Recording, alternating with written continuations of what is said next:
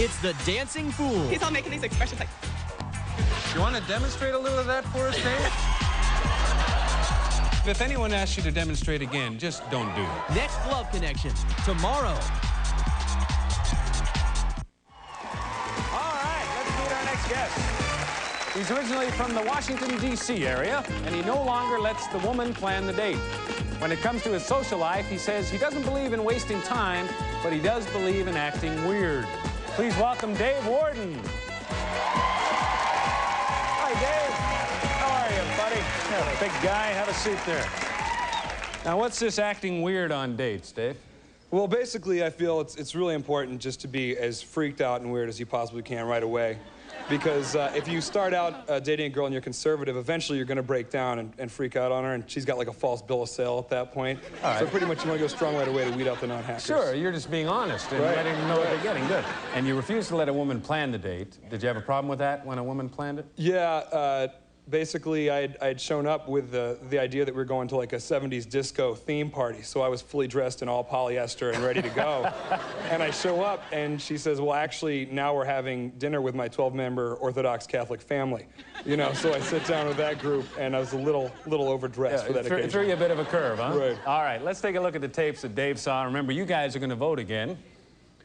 First, it was Eden. She's a graduate of Dartmouth, and her hobbies include knitting, painting, and playing piano. She dates once or twice a month, and we asked Eden if she's ever been dumped by a guy. I've only been dumped once. I've dumped everybody else.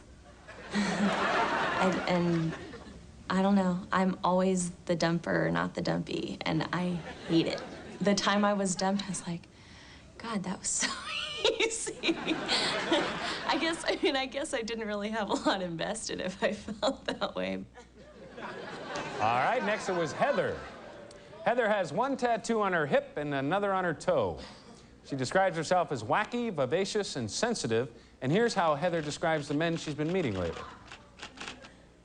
Dumb with doornails. Like, I went out with this one guy, he didn't know who Bill Clinton was. It was right after he was president, like in '92, but like, really, come on, you know, really. There's a problem with that. Finally, Nicole. She was born in Tulsa, Oklahoma. She's looking for a guy who owns a pet and can match his belt to his shoes. Here's Nicole on the subject of her last boyfriend. I walk by his bathroom in his apartment, and he's standing in the mirror going, oh, you look hot tonight. And he would always be like, look how good I look, or I just look so good. I'm like, well, good, then you won't have a problem finding another date because I'm going home. All right. Those are the three women that Dave had to choose from, but it's time for you guys to choose. Make your vote now. All right, Dave, the audience has made its choice, but why don't you tell us who you chose? I chose Nicole. Nicole, all right. We are, unfortunately, out of time, so we're going to find out everything that happened on Dave's date tomorrow. That's our show for today. We'll be back with Dave and more singles trying to make a love connection. We'll see you then.